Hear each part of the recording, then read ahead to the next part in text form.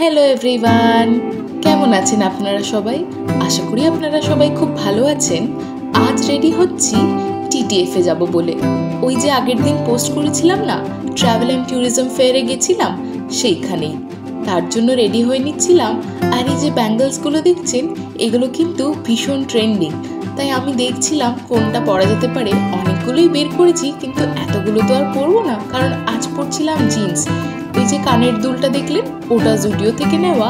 আর এই নেক পিসটা নিয়েছিলাম ওয়েস্ট সাইড থেকে। ভীষণ পছন্দ হয়েছিল। আজ প্রথমবার পরবো, দেখা যাক পরার পর কেমন লাগে। এই যে বেরিয়ে পড়েছি আমি। বাইরে কিন্তু বৃষ্টি সবে শুরু হচ্ছিল।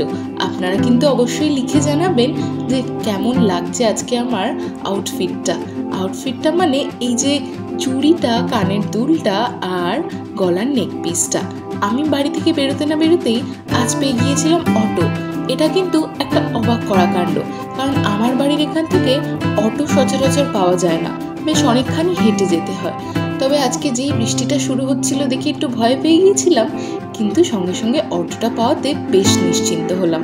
তারপর বাসে করে চলে এসেছিলাম এই যে মিলন মেলা প্রাঙ্গণে। আজকের ইভেন্টটা মিলন মেলা প্রাঙ্গণেই হচ্ছিল। আমার একটু দেরি হয়ে গিয়েছিল, তাই তাড়াহুড়ো করে হেঁটে হেঁটে চলে যাচ্ছিলাম। পৌঁছে গিয়েছি আমি কাছাকাছি, কিন্তু দেখুন কত জল জমে আছে। খুব সাবধানে এই জায়গাটা ক্রস করে দেখছিলাম কোন দিক দিয়ে ঢোকার এন্ট্রান্সটা। আর আমার সঙ্গে যিনি আমার পার্টনার যাবেন, ওনাকেও খুঁজে নিচ্ছিলাম। ওনাকে একবার ফোন করাতেই উনি বললেন এই যে সামনে এন্ট্রি গেট। আর ঢুকে পড়েছিলাম আমি এখানে। তবে প্রচুর লোক এসেছিলেন, অনেক দেশ থেকেও অনেক লোক এসেছিলেন, অন্যান্য রাজ্য থেকে অনেক লোক এসেছিলেন। এই জায়গাটায় আমি এই মিলন মেলাটা নতুন করে হওয়ার পর এই প্রথমবার এলাম। বেশ সুন্দর করেছে কিন্তু ভেতরটা। চলুন ভেতরে গিয়ে দেখা যাক। ভেতরে ঢোকার সঙ্গে সঙ্গে ওনারা বললেন একটা রেজিস্ট্রেশন করতে হবে। আর সেই রেজিস্ট্রেশনটার পর ওনারা একটা কার্ড দেবেন, সেইটা নিয়েই ভেতরে যেতে হবে। তাই সেইটাই করে নিচ্ছিলাম। এই দেখুন, এখানে অনেকজন একসাথে করছিলেন বলে বেশ অনেকটা টাইম লেগে গিয়েছিল। তবে আলটিমেটলি অনলাইনে সেটা আর হলো না, ম্যানুয়ালি রেজিস্ট্রেশনটা করতে হলো। বেশ অনেকক্ষণ সময় ধরে করেছিলাম। আর এই যে ঢুকে পড়েছি ভেতরে, এত ভালো লাগছিল ভেতরটা। প্রথমেই চলে গিয়েছিলাম উত্তরাখণ্ডের স্টলে। আচ্ছা, এই ফেয়ারটার সম্বন্ধে একটু বলে দিই। এই টিটিএফ হলো একটা major travel trade show in India, যেটা কলকাতায় হয় বছরে একবার। এটা এমন একটা প্ল্যাটফর্ম যেখানে ট্রাভেল প্রফেশনালস আর এনথুজিয়াস্টরা একে অপরের সঙ্গে ইন্টারঅ্যাক্ট করতে পারেন আর নতুন নতুন ডেস্টিনেশন আর ট্রাভেল প্যাকেজেসের ব্যাপারে জানতে পারেন। এই ফেয়ারটা কিন্তু ইন্ডিয়ার মধ্যে সবথেকে পুরনো আর সবথেকে বড় ফেয়ার। একটা ট্যুরিজমের জন্য ভীষণ ভীষণ ভালো জায়গা। আপনার যদি ট্রাভেল এজেন্সি থেকে থাকে, কিংবা আপনি যদি স্টার্ট করতে চান তেমন কিছু, বা আপনার নতুন নতুন বিজনেস আছে ট্রাভেল অ্যান্ড ট্যুরিজমের, তাহলে কিন্তু আপনি এই জায়গাটা অবশ্যই ভিজিট করতে পারেন। তবে আরেকটা কথা বলে রাখি, আপনার যদি ভিজিটিং কার্ড না হয়, এইখানে কিন্তু ওনারা অ্যালাউ করবেন না। আপনার কিন্তু অবশ্যই একটা এজেন্সি বা নিজস্ব কিছু থাকতে হবে ট্রাভেল অ্যান্ড ট্যুরিজমের। আর ভিজিটিং কার্ডটা কিন্তু অবশ্যই রাখতে হবে। আর আপনার যদি এরকম কোনো এজেন্সি থেকে থাকে, অবশ্যই মাথায় রাখবেন একটা বাঞ্চ অফ কার্ড নিয়ে আসার। কারণ যাদের যাদের সাথে আপনি মিট করবেন, তাদেরকে যদি আপনার একটা কার্ড দিয়ে আসেন, ওনারা কিন্তু নিজে থেকেই আপনাকে কন্ট্যাক্ট করে নেবেন। আমি শুধু দেখে অবাক হয়ে যাচ্ছিলাম যে ঘোরার এত জায়গা আছে এবং ঘোরানোর এত মানুষ আছে। এনারা সকলেই ভীষণ ভালো, ভীষণভাবে গাইড করে দিচ্ছিলেন আমাদের। ইনফ্যাক্ট ওনারা সবাইকে ভীষণ ভালোভাবে গাইড করে দিচ্ছিলেন। আমি তো এই স্টলটার কাছে এসে একেবারে থমকে দাঁড়িয়ে গেছিলাম।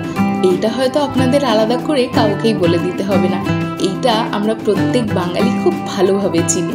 তবে এই স্টলটার কাছে আমি দাঁড়িয়ে কিছু ডিটেলস নিচ্ছিলাম। জানেন, আমাদের চেনাশোনা এমন অনেক জায়গা আছে যেগুলো আমরা জানিই না যে ওই জায়গায় এত কিছু ঘোরা রয়েছে।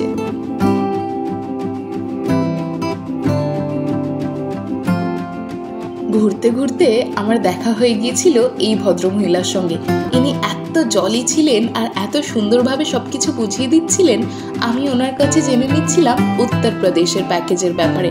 তবে উনি বেশ কয়েকটা ইউনিক জিনিসও আমায় দেখালেন, প্যাকেজের সঙ্গে সঙ্গে উত্তরপ্রদেশের যে local arts and crafts market আছে এটাও কিন্তু ওনারা ঘুরে দেখান। আর একটা ইউনিক জিনিস উনি আমায় বলছিলেন, সেটা হলো পারফিউম ট্যুরিজম, যেটা আমি আর কারোর কাছে দেখিনি। এই ব্যাপারটা আমার বেশ ইউনিক লাগলো। পারফিউম ট্যুরিজমে উনি বলছিলেন যে ওখানকার যে বিখ্যাত গন্ধ বা ওখানকার যে পারফিউম ফ্যাক্টরিগুলো সেইগুলো বোধহয় ওনারা ঘুরে দেখাবেন। আরও ডিটেলস জানতে গেলে আমায় বলবেন, আমি ওনার কন্ট্যাক্ট নাম্বার অবশ্যই আপনাদের সাথে শেয়ার করে দেব। তারপর আমার চোখ গেল থাইল্যান্ড ট্যুরিজমে। এই জায়গাটা ছেড়ে কি করে এড়িয়ে যাই বলুন।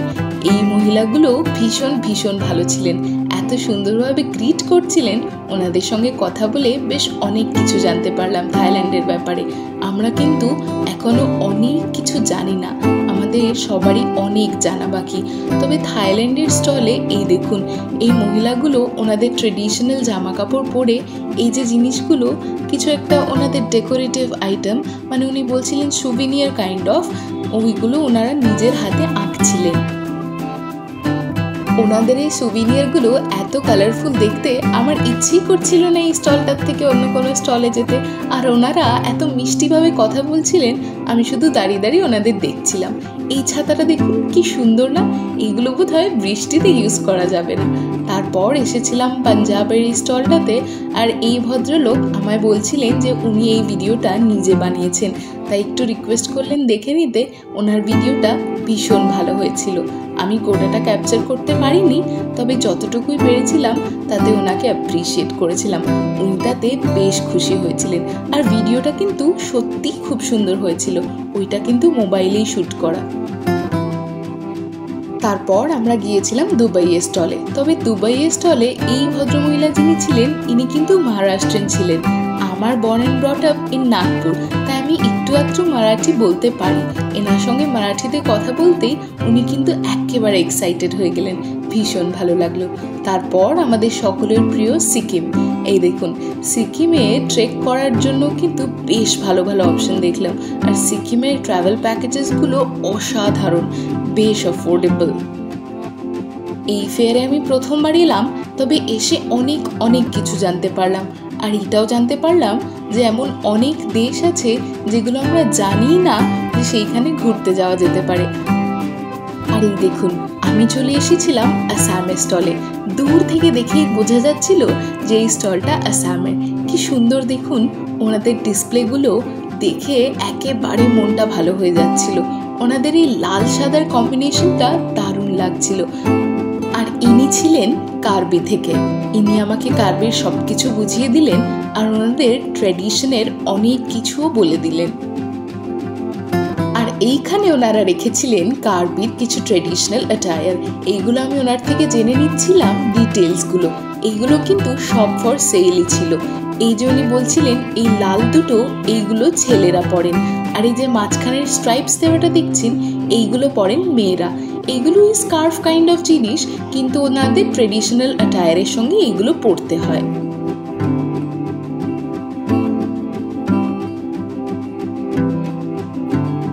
আমার কিন্তু বিভিন্ন রকমের দেশের জামা কাপড় এবং খাবার দাবার জানতে ভীষণ ভালো লাগে, তাই আমি খুব ইন্টারেস্ট নিয়ে এইগুলো জেনে নিচ্ছিলাম আর দেখছিলাম যদি একটা কিনতে পারি। তবে গোটা আটারটা আমার এখানে ছিল না, তাই আমি আর সাহস করে কিনলাম না। হোটেল সোনার বাংলা আমাদের অনেকেরই চেনা। এই দেখুন, ওনাদেরও একটা বেশ সুন্দর স্টল ছিল এখানে। আর এনারাও কিন্তু আসাম থেকে বিলং করছিলেন, তবে অন্য আরেকটা স্টলে বসেছিলেন, সেইটাই ওনারা বলে দিচ্ছিলেন। আর এই জিনিসটা দেখে আমি তো অবাক হয়ে দাঁড়িয়ে গিয়েছিলাম যে এইটা আবার কেমন স্টল। আমি ভাবছিলাম কিছু ট্রেডিশনাল কিছু কিনা, তবে না, পরে খেয়াল করলাম যে এটা এআই সংক্রান্ত কোনো জিনিস। এই যে ডিসপ্লেটা দেখতে পাচ্ছেন, এটা কিন্তু দিল্লির ডিসপ্লে। আমি ঠিকভাবে জানতামই না যে দিল্লিতে এত কিছু ঘোরার রয়েছে। এনাদের কাছ থেকে অনেক অনেক কিছু জেনে নিলাম। এইখানে আমার আরও একটা জিনিস ভীষণ ইউনিক এবং ভালো লেগেছে, সেটা হলো ডেস্টিনেশন ওয়েডিং। এনারা প্রোভাইড করছিলেন জয়পুরে ডেস্টিনেশন ওয়েডিং। তবে উনি বলছিলেন কিছু একটা যে ওনারা ফুডিং এবং ওই যে ফ্লাওয়ার ডেকোরেশন ওইটা বাদ দিয়ে বাকি সব কিছু যেগুলো প্রয়োজন একটা ডেস্টিনেশন ওয়েডিংয়ের জন্য সেইগুলো ওনারা প্রোভাইড করেন। আর এইখানে উনি আমায় একটা ছোট্ট গিফট দিয়েছিলেন, ওনাকে থ্যাংক ইউ জানিয়ে আমি এগিয়ে যাচ্ছিলাম পরবর্তী স্টলে। এখানে কিন্তু আপনি রামোজি ফিল্ম সিটি ঘোরারও ডিটেলস পেয়ে যাবেন। আর এই JNK স্টলগুলো দেখে আমার ভীষণ ভালো লাগছিল। এই ভদ্রলোকের স্টলের কাছে আমি কেন গেলাম বলুন তো, ইনি একটা বাংলা দুর্গাপুজোর গান চালিয়েছিলেন, তাই সবাই ওনার স্টলের দিকে হাঁ করে তাকিয়েছিল। পরিবেশটাই একেবারে আলাদা হয়ে গিয়েছিল, ভীষণ ভালো লাগছিল সবার। প্রায় 3 থেকে 4 ঘন্টা ঘোরার পর এইবার ছিল বাড়ি যাওয়ার পালা। ভীষণ হাঁপিয়ে গিয়েছিলাম। বাইরেটা এসে দেখুন এত ভালো লাগছিল, প্রায় সন্ধে হয়ে এসেছিল। তাই ভাবলাম একটু বসে কিছুক্ষণ জিরিয়ে নিই। এই জায়গাটায় খুব ভালো হাওয়াও দিচ্ছিল আর প্রচণ্ড হাঁপিয়েও গিয়েছিলাম, তাই একটুখানি বসে এই জায়গাটাকে উপভোগও করছিলাম আর একটু রেস্টও করে নিচ্ছিলাম।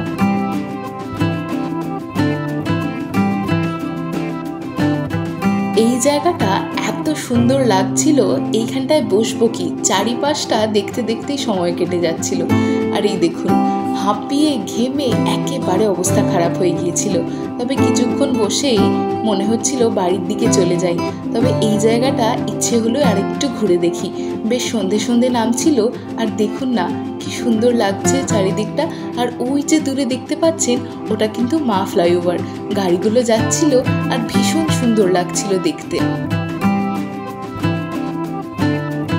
চলুন বাড়ি যাওয়া যাক। আজকে বেশ অনেকটা সময় বাইরে কাটালাম আর একটু হাঁপিয়েও গিয়েছিলাম, খুব টায়ার্ড লাগছিল। তাই তাড়াতাড়ি করে খুঁজছিলাম যে গাড়িটা বুক করেছিলাম সেটা কোথায় দাঁড়িয়ে আছে। আর ITC থেকে তো কোনো সময় চোখই সরানো যায় না। আমি এখানে গাড়িটা খুঁজে বার করছিলাম। তবে আজকের জন্য এইটুকুই। গাড়িতে উঠে তারপর আমি বাড়ি চলে এসেছিলাম, ভীষণ টায়ার্ড ছিলাম। আপনারা সবাই খুব ভালো থাকবেন। আজকের জন্য এইটুকুই। আবার দেখা হবে নতুন আরেকটা ব্লগে। টাটা।